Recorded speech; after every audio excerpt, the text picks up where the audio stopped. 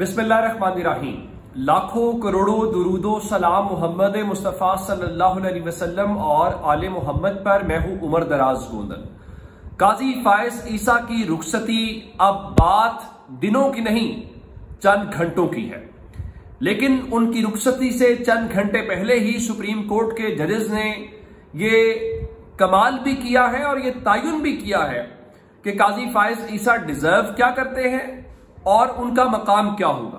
कैसे supreme court bar association की जानिब से आज एक इशाइये का एहतमाम किया गया था और ये जो इशाइया है इसमें चीफ जस्टिस काजी फायज ईसा जो है वो तो शामिल थे ही थे और उनके अलावा जो याया अफरीदी हैं जो आने वाले चीफ जस्टिस हैं वो भी शरीक है। लेकिन आज की कमाल बात यह है कि जजेस ने बायकॉट किया है, जजेस वहां पे नहीं गए। जजेस को छोड़िए, इवन जो सुप्रीम कोर्ट बीट को कवर करते हैं रिपोर्टर्स, उनके हवाले से यह मामूल होता है कि उनको भी दावतनामे होते हैं, चूंकि मामूल की कार्रवाई है। लेकिन आज इस्लामाबाद में मौजूद सहाफियों के मुताबिक यह सख्ती से कहा गया था कि किसी सूरत भी जो सुप्रीम कोर्ट बार एसोसिएशन का इशाया है उसमें बीट रिपोर्टर्स ना पहुंचे और उनको इनवाइट नहीं किया गया था। तो फिर सवाल यह पैदा होता है कि इवन हाई कोर्ट के वुकला को कहा गया कि नहीं जाने दिया गया। तो अब सवाल सिर्फ इतना है कि कौन कौन से जजेस आज इस इशाये में शरीक थे और कौन कौन से जजेस उसमें शरीक नहीं थे। इस हवाले से जिन लोगों ने बायकॉट किया है पहले उनका बताना चाहता हूं। जस्टिस मंसूर अली शाह साहब वैसे ही उम्रे के लिए रवाना हो चुके हैं, तो जस्टिस मंसूर अली शाह साहब इस इशाये में नहीं थे, उनकी वजह उनकी रवानगी है। लेकिन कौन कौन से ऐसे जजेस थे जो आज मौजूद थे लेकिन उसके बावजूद वहां पर नहीं पहुंचे, उनमें जस्टिस मुनीब अख्तर जो काजी साहब को एक आंख नहीं भाते, जिनके बारे में वो इंतहाई फजूल किस्म की चीजें भी लिखते रहे हैं, अब उनका नाम है। जस्टिस अतर मिनल्ला आज के इशाये में शरीक नहीं हुए, जस्टिस आयशा मलिक शरीक नहीं हुई, जस्टिस शाहिद वहीद जिन्होंने कल परसों ही उनके बारे में लिखा था कि काजी साहब आप अपने आप को दूसरों से बरतर समझने लग पड़े हैं, कानूनी निकात के ऊपर बात जरूर करें लेकिन किसी की तस्हीक ना करें।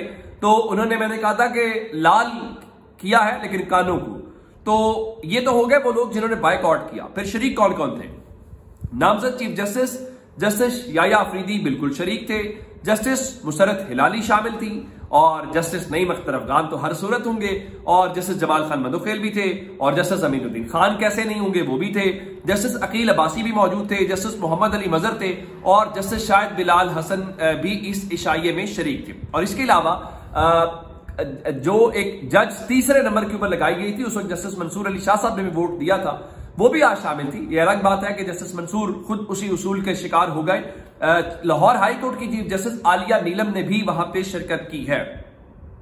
इस तकरीर के हवाले से कोई तकरीर अभी तक सामने नहीं आई, वो कि ये तकरीर दिखाई जानी चाहिए थी और कौम जो है वो देख रही है कि काजी साहब जिनकी अब रुखसती हो रही है, मैं उस हवाले से सिर्फ ये बता देता हूं कि पाकिस्तान तहरीक इंसाफ ने कल उनकी रुखसती के मौके के ऊपर यौम निजात मनाने का फैसला कर लिया है और मुल्क भर में यौम निजात के तौर पर तकरीबात का एहतमाम किया जाएगा। अरकान पार्लियामेंट को आगाह कर दिया गया है। Lahore high court bar association भी कल यौम निजात के तौर के ऊपर मनाएगी और कल जो 25 तारीख है वो बताया गया है कि JUI यौम तशक्कुर मनाएगी। वो यौम तशक्कुर इसलिए मना रहे हैं कि रियायन में इस्लामी दफात को मजीद तहफ़्फ़ुज़ मिला है।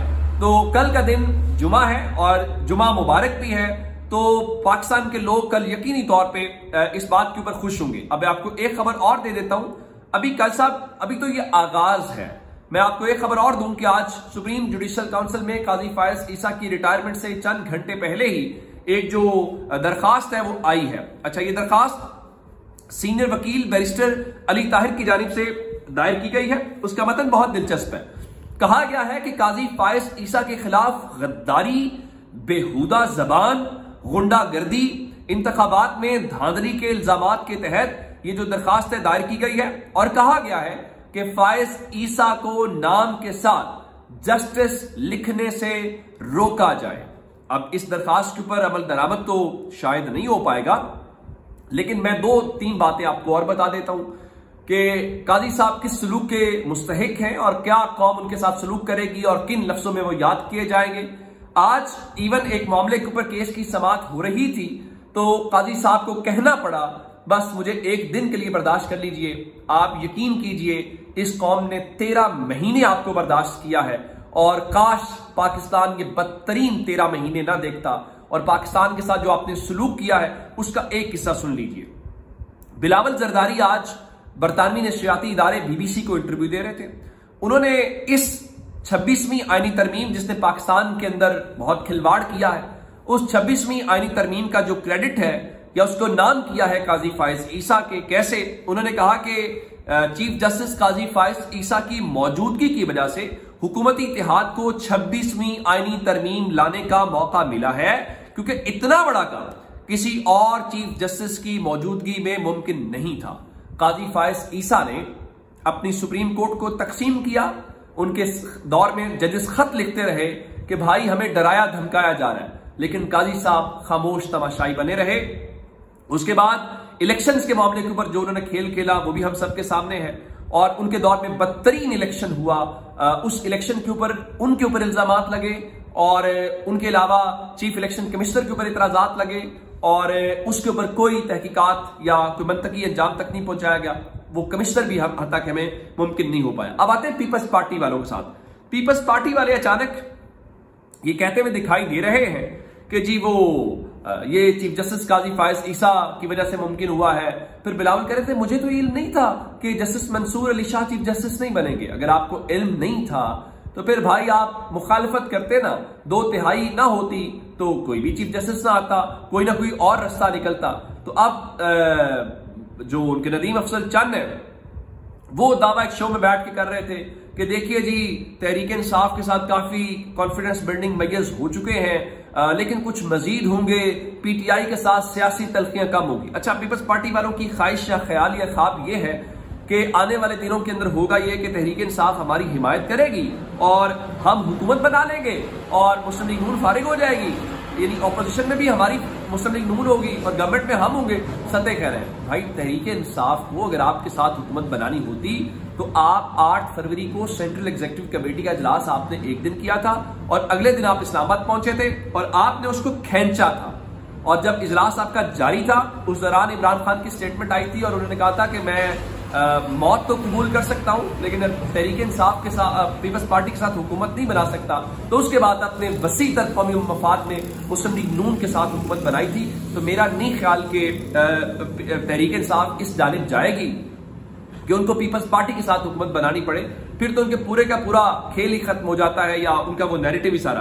अब एक डेवलपमेंट ये सब क्यों जोड़ रहे हैं? ये जोड़ रहे हैं बुशरा बीबी को। भाई बुशरा बीबी ने इतनी लंबी चौड़ी जेलें काटी हैं, बहादुरी के साथ काटी हैं।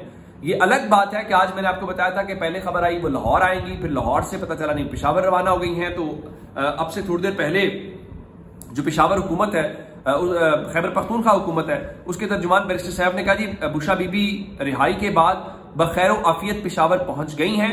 बुशरा बीबी कुछ अरसे के लिए पेशावर में ही कयाम करेंगे। इतलात ये थी कि इवन आज जमान पार के बाहर पुलिस मूव की गई, एफसी की इतलात थी, बनीगाला क्यों वो लाहौर नहीं आई? इतलात ये थी कि उनको खदशा या डर ये था कि कहीं मरियम नवाज की हुकूमत उनको हाउस अरेस्ट न कर दे।